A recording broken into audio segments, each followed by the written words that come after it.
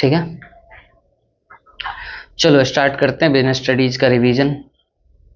इसमें सबसे पहले चैप्टर 1 करने वाले हैं। चैप्टर 1 तो बताओ, इकोनॉमिक एक्टिविटी और नॉन इकोनॉमिक एक्टिविटी, यानी कि हम इंसान क्या काम करते हैं पूरे दिन में। दो तरह का काम करते हैं, कुछ काम क्या होता है इकोनॉमिक एक्टिविटी होता है और कुछ काम नॉन इकोनॉमिक एक्टिविटी होता है। इकोनॉमिक एक्टिविटी का मतलब जब हम बिजनेस में पढ़ते हैं सिर्फ पैसा कमाना ही इकोनॉमिक एक्टिविटी होता है बिजनेस के हिसाब से, ठीक है। और नॉन इकोनॉमिक एक्टिविटी तो बाकी का जो भी काम करते हैं पैसे कमाने के अलावा वो हमारा नॉन इकोनॉमिक एक्टिविटी होता है, ठीक है। अब इकोनॉमिक एक्टिविटी जो है हमारा उसको कितने भागों में बांटा है, दो भागों में तीन भागों में बांट दिया है ना। कौन कौन सा है, तो बिजनेस, प्रोफेशन एंड एम्प्लॉयमेंट। अब बिजनेस क्या होता है, तो बिजनेस का मेन जो एसेंशियल एलिमेंट्स है मैंने तुम लोगों को बता रखा है। अगर तीन चीज होगा तो बिजनेस होगा, अगर वो तीनों नहीं है तो बिजनेस पॉसिबल नहीं है। तो बिजनेस होने के लिए exchange of goods and services होना जरूरी है, साथ में रेगुलरिटी इन डीलिंग होना जरूरी है, और उसके साथ ही तीसरा चीज है प्रॉफिट मोटिव। ये तीनों अगर है किसी चीज में, किसी भी ऑर्गेनाइजेशन में ये तो तीनों काम हो रहा है तो वो बिजनेस है। अब कोई व्यक्ति है जो कि सिर्फ एक्सचेंज तो कर रहा है गुड्स एंड सर्विसेज का और प्रॉफिट भी कमा रहा है और रेगुलर बेसिस पे नहीं कर रहा है उस काम को, एक बार कोई सामान बेच के वो प्रॉफिट कमाया है तो बिजनेस नहीं कर रहा है।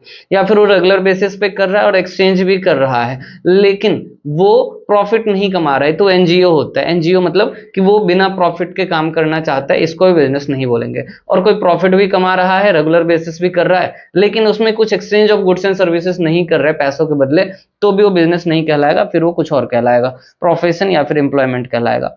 चलो, तो बिजनेस समझ में आया। दूसरा है प्रोफेशन। प्रोफेशन क्या होता है, तो प्रोफेशन में भी तीन चीजों का होना जरूरी है। तीन चीज है तो प्रोफेशन में है हम, तीन चीज नहीं है तो प्रोफेशन में नहीं है। तो सबसे पहला था कि स्पेशल नॉलेज, हमारे पास स्पेशल नॉलेज होना चाहिए, साथ में डिग्री होना चाहिए, और उसके साथ ही हमारे पास सीओपी होना चाहिए, सर्टिफिकेट ऑफ प्रैक्टिस, जिसको तुम लाइसेंस बोल सकते हो। ये तीन चीज है तो वो प्रोफेशन है, और अगर ये तीन चीज नहीं है तो वो प्रोफेशन नहीं है। अभी हम ब्रीफ में समझ लेते हैं, फिर आगे जाके इसको डिटेल में डिस्कस करेंगे।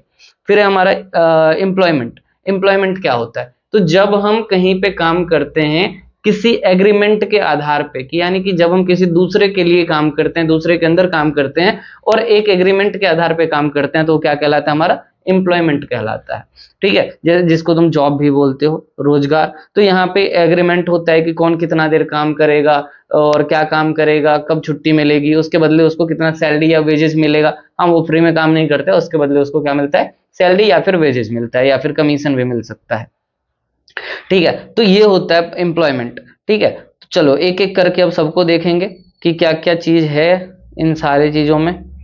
तो सबसे पहले नॉन इकोनॉमिक एक्टिविटी तुमने समझ पढ़ लिया। कैरेक्टरिस्टिक्स ऑफ बिजनेस, बिजनेस की क्या क्या विशेषताएं हैं, क्या क्या फीचर है। तो ये एक इकोनॉमिक एक्टिविटी होता है, यानी कि आर्थिक क्रिया होता है, इसमें पैसों का लेन देन रहता है। फिर है प्रोडक्शन और procurement of goods and services, वही चीज exchange of goods and services बोलो, और उसके बाद प्रोडक्शन और प्रोक्योरमेंट। प्रोक्योरमेंट का मतलब होता है खरीदना, या तो हम गुड्स को प्रोड्यूस करते हैं या नहीं तो क्या करते हैं, उसको खरीदते हैं, तो ये हमारा हो गया। उसके बाद क्या है, सेल और exchange of goods and service for value, तो जो हमने प्रोड्यूस करा है या फिर जिस चीज को हमने खरीदा है उसको वापस से हम बेचते हैं, तो ये क्या कहलाता है, हमारा ये कहलाता है, ये भी हमारा बिजनेस का फीचर हो गया। फिर प्रॉफिट अर्निंग बोलो या प्रॉफिट मोटिव बोलो, तो जब भी हम बिजनेस करते हैं तो किसके लिए करते हैं, प्रॉफिट अर्न करने के लिए करते हैं। फिर है uncertainty of return. Uncertainty of return का मतलब क्या है कि यहाँ पे रिटर्न अनएक्सपेक्टेड होते हैं, यानी कि रिस्क एलिमेंट होते हैं यहाँ पे। जब तक रिस्क नहीं है तब तक बिजनेस नहीं है, तो अनसर्टेनिटी इन रिटर्न हो गया। फिर dealing of goods and services on regular basis, तो रेगुलर बेसिस पे अगर जब तक हम बिजनेस को नहीं करेंगे तब तक वो बिजनेस नहीं कहलाएगा। हाँ, ये बिजनेस सीजनल हो सकता है। मान लो कि कोई वो बेच रहा है, ठंड के कपड़े बेच रहा है, ठीक है, तो वो ठंड भर कपड़े बेचेगा और गर्मी में वो कपड़े नहीं बेचेगा, तो क्या वो बिजनेस नहीं है, है। वो हर सीजन उस बिजनेस को कर रहा है, जरूरी नहीं पूरा साल करे, हर सीजन भी अगर वो बिजनेस को कर रहा है, या साल में वो हर साल एक बार एक टाइम आता है जब वो अपना बिजनेस स्टार्ट करता है, तो भी वो क्या कहलाएगा, हमारा बिजनेस कहलाएगा। फिर element of risk. Element of risk यानी कि यहाँ पे रिटर्न अनएक्सपेक्टेड होता है, कभी प्रॉफिट भी हो सकता है और कभी लॉस भी हो सकता है, लेकिन हमारा मोटिव क्या रहता है, प्रॉफिट अर्न करना हमारा मोटिव रहता है, तो ये हो गया हमारा एलिमेंट ऑफ रिस्क। इसके बाद है क्लासिफिकेशन ऑफ बिजनेस एक्टिविटी। तो बिजनेस एक्टिविटी को दो भागों में बांट दिया गया है, एक है इंडस्ट्री और दूसरा है कॉमर्स। तुम लोगों के पास वो ले लो ना, नोट्स ले लो, नोट्स से मिल जाएगा। हाँ, मिल रहा है तुम्हें? ठीक है, हाँ वैसे नोट्स ले लो, नोट्स से ज़्यादा अच्छे से हो। ठीक है, तो industry and commerce 3 number page पे। अब देखो इंडस्ट्री क्या होता है। इंडस्ट्री को हिंदी में बोला जाता है उद्योग। The sector where raw material gets converted into useful product is called industry.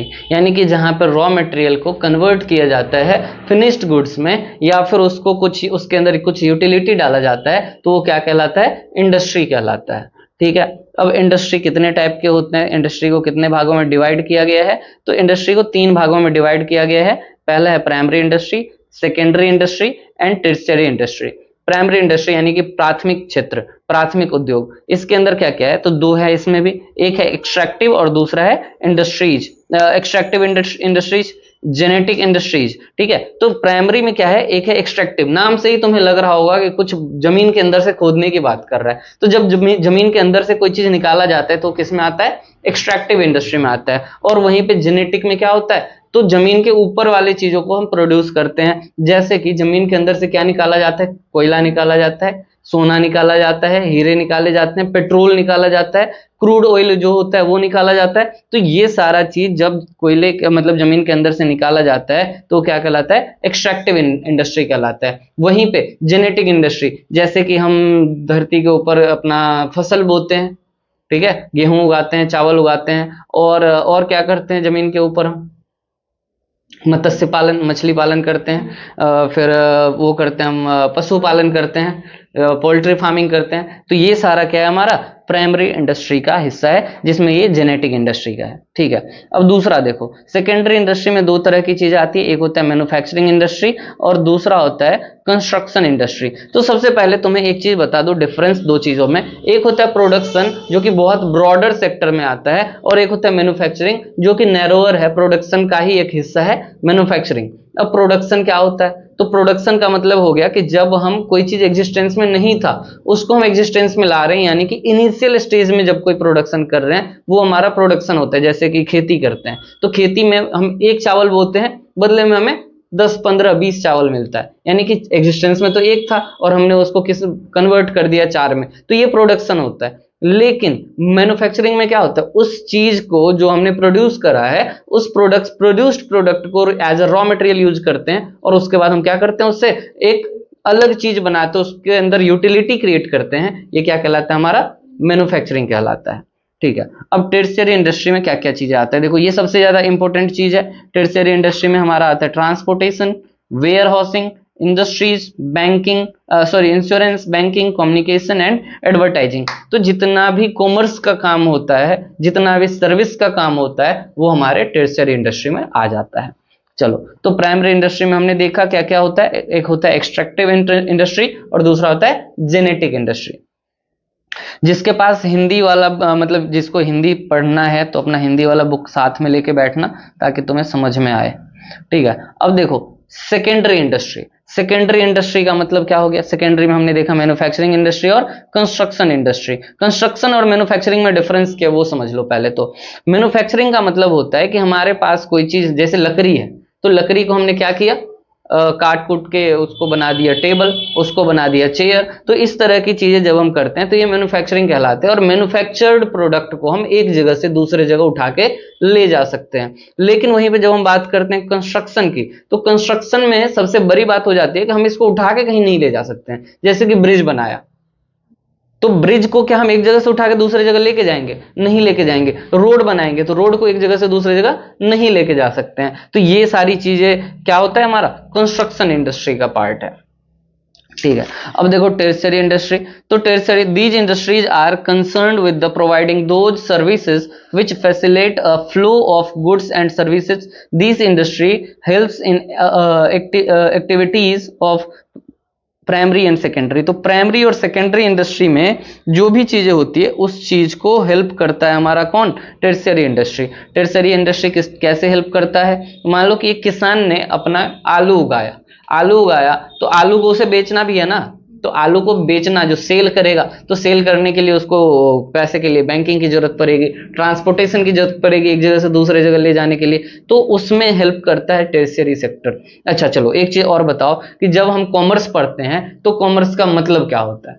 सबसे पहले तो तुम्हें ये क्लियर कर दूं कि कॉमर्स कोई सब्जेक्ट नहीं है, ठीक है। कॉमर्स एक प्रोसेस है। किस चीज का प्रोसेस है, तो प्रोडक्शन से लेके कंजम्पशन तक के बीच में जितना भी एक्टिविटी होता है वो सब एक कॉमर्स का हिस्सा है और सारे को मिला के कॉमर्स बनाया जाता है। जैसे कि मैंने तुम्हें बताया कि एक किसान ने आलू उगाया तो प्रोडक्शन तो हो गया।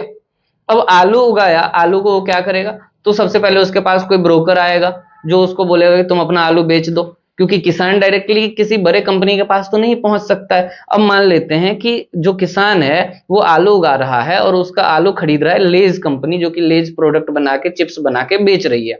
तो उस आलू को चिप्स बनने में और बिकने में कितना टाइम लगा और उसके अंदर जो जो प्रोसेस लगा होगा वो सारा चीज क्या कहलाएगा, हमारा कॉमर्स कहलाएगा। अब समझो कि क्या क्या प्रोसेस लगा। तो सबसे पहले तो ब्रोकर आया, वो अपना कमीशन चार्ज करेगा, ब्रोकर करेगा। ब्रोकरिंग करने के बाद उसने क्या किया, तो उस प्रोडक्ट को लेज कंपनी को बेच दिया। तो यहाँ पे सेल परचेज हुआ, बदले में किसान के पास पैसा आया, फिर लेज कंपनी वाले उसका अकाउंटिंग भी किए होंगे, फिर ट्रांसपोर्टेशन भी हुआ होगा, उसको उस आलू को ले जाके ऐसे ही बाहर में तो रखा नहीं होगा, उसका वेयर हाउसिंग भी हुआ होगा, कहीं ना कहीं रखे होंगे उस आलू को। तो वेयर हाउसिंग हो गया, बैंकिंग हो गया, ट्रांसपोर्टेशन हो गया। और जब ट्रांसपोर्टेशन होता है, अब मान लो कि पता चले कि रास्ते में वो ड्राइवर उस ट्रक को पलट दिया, तो फिर तो हमारा नुकसान हो जाएगा, तो हम उस ट्रक का क्या करवाएंगे, इंश्योरेंस भी करवाएंगे। तो ये जितना भी काम हो रहा है वो क्या कहलाता है, हमारा कॉमर्स कहलाता है। अब वहां पे जाके चिप्स बन के रेडी हो गया, अब चिप्स को बेचना भी है तो उसका पैकेजिंग हो रहा है, पैकेजिंग होने के साथ साथ हमारे पास क्या होगा, उसका एडवर्टाइजिंग भी होगा। तो ये सारा चीज जब आता है तो वो भी हमारे कॉमर्स का हिस्सा होता है, सारे को मिला के कॉमर्स बोला जाता है, ठीक है। अब देखो, ट्रेड, कॉमर्स में दो तरह की चीजें आती है, एक होता है ट्रेड और दूसरा होता है एक्सटर्नलिटीज ऑफ ट्रेड, ठीक है। तो ट्रेड क्या होता है, ट्रेड में सिर्फ दो चीजें आती है, सेल और परचेज। सेल और परचेज, ट्रेड में क्या क्या चीजें आती है, सेल और परचेज। और एक्सटर्नलिटीज ऑफ ट्रेड में अभी जो मैंने तुम्हें जितना चीज बताया कि एडवर्टाइजिंग, प्रोसेसिंग, फिर तुम्हारा बैंकिंग, इंश्योरेंस, अकाउंटिंग, ये सारा चीज किस में आ जाता है, एक्सटर्नलिटीज ऑफ ट्रेड में। जैसे तुम जब इंग्लिश पढ़ते हो तो तुम्हारे पास दो तरह के वर्ब होते हैं, एक मेन वर्ब होता है और दूसरा एक्सटर्नलिटीज वर्ब होता है, याद है, helping verb is am are जो होता है। तो वही उसी तरह से, अच्छा बिना इज एम आर के या फिर जो एक्सटर्नलिटीज वर्ब है उसके बिना हम अंग्रेजी बोल सकते हैं, नहीं बोल सकते हैं, गलत हो जाएगा। उसी तरह से सिर्फ ट्रेड करके यानी कि सिर्फ सेल परचेज करके हम अपना बिजनेस नहीं चला सकते हैं। तो उसके लिए हमें क्या करना पड़ेगा, एक्चुअली जब ट्रेड का हेल्प लेना पड़ेगा, जो कि हमारा क्या है, कॉमर्स है, ठीक है। आ गया समझ में।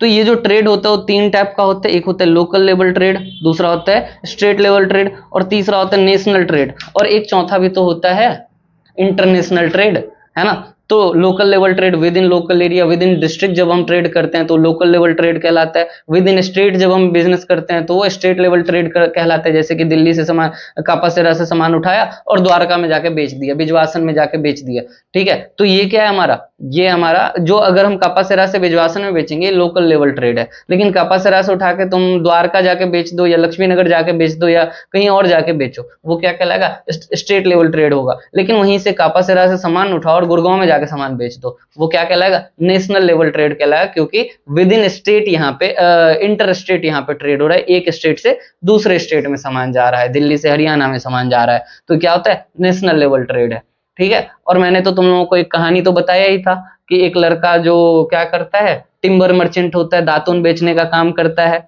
वो सामान सुबह सुबह 4 बजे सुबह में अपना दातुन काटता है और नेपाल चला जाता है बेचने के लिए। और उससे कोई पूछता है कि तुम क्या काम करते हो, वो बताता है कि मैं इंटरनेशनल टिम्बर मर्चेंट हूँ, है ना। लेकिन एक्चुअल में वो नेपाल में जाके दातुन बेचने का काम करता है ना। दातुन भी तो टिम्बर के जैसा ही दिखता है, लकड़ी का गट्ठर, ठीक है। तो उसी तरह से ये इंटरनेशनल ट्रेड होता है जब एक देश से दूसरे देश में सामान बिकता है तो, ठीक है।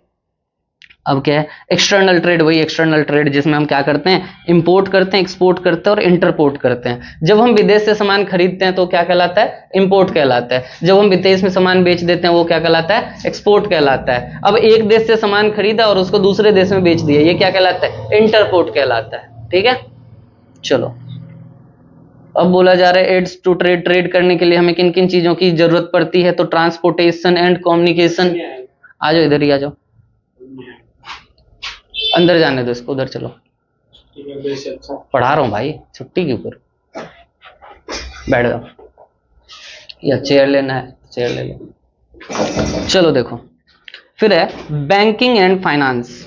बैंकिंग एंड फाइनेंस की भी जरूरत होती है हमें, क्योंकि हम ट्रांजेक्शन कैसे करेंगे, और कुछ टाइम पहले बैंक की ज्यादा जरूरत ना भी पड़ता हो, क्योंकि हम कैश में ट्रांजेक्शन कर लेते थे। आज के डेट में तो 10 रुपए का भी ट्रांजेक्शन बैंक के थ्रू ही होता है, यूपीआई से ही कर लेते हैं हम। फिर होता है हमारा इंश्योरेंस। इंश्योरेंस हम अपने सामान को प्रोटेक्ट करने के लिए करते हैं, वैसे इंश्योरेंस का चैप्टर आगे है तो उसको हम अच्छे से पढ़ेंगे। फिर है वेयर हाउसिंग। तो एक होता है गोडाउन और एक होता है वेयर हाउस। गोडाउन छोटा होता है, जैसे जेठालाल का गोडाउन है, और वेयर हाउस बहुत बड़ा होता है ना। जैसे कि तुमने देखा होगा कहाँ पे, पोर्ट वगैरह जहाँ पे होता है वहां पे देखा होगा बहुत सारे कंटेनर रखे होते हैं। पबजी में देखा होगा, पबजी का एक वो है ही मैप में है ना, वेयर हाउस है। तो वहां पे बहुत सारे कंटेनर वगैरह, यानी कि बहुत सारा सामान यहाँ पे स्टोर किया जा सकता है। फिर है एडवर्टाइजिंग एंड पब्लिक रिलेशंस। ठीक है, तो एडवर्टाइज करते हैं हम, पब्लिक रिलेशन बनाते हैं, लोगों को बताते हैं कि हमारा प्रोडक्ट कितना अच्छा है। और फिर क्या है, मिडल मैन, जो कि मैंने तुम्हें सबसे पहले बताया था, ब्रोकर। ब्रोकर सबसे मेन रोल प्ले करता है इसमें। ठीक है, अब क्या है, और वैसे मिडिल मैन में होलसेलर्स भी आ जाते हैं और रिटेलर्स भी आ जाते हैं, जो हमारे प्रोडक्ट को बिकने में हमारी हेल्प कर दे बस। ठीक है, अब है ऑब्जेक्टिव्स ऑफ बिजनेस। तो बिजनेस के मेन कितने ऑब्जेक्टिव होते हैं, याद है तुम लोगों को? बिजनेस के कितने ऑब्जेक्टिव होते हैं?